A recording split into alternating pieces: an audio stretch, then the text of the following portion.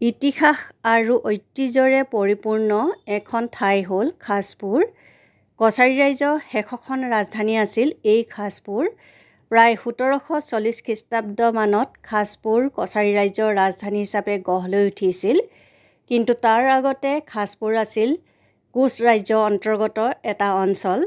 16শ শতিকাত চিলাৰায়ে খাছপুৰ অধিকাৰ কৰিছিল আৰু ভায়েক কমল নাৰায়ণে খাছপুৰ শাসন কৰিছিল। 18শ শতিকাত কোচ ৰাজ্যৰ শেষৰজন শাসক উত্তৰাধিকাৰী অবিহনে মৃত্যু হোৱাত সেই অঞ্চলটো কছাৰী ৰাজ্যৰ অধীনলৈ যায় যৌতুক হিচাপে। তেতিয়াৰ পৰা কোচ ৰাজ্যৰ এই অঞ্চলটো কছাৰী ৰাজ্যৰ ৰাজধানী হিচাপে গঢ় লৈ উঠিছিল।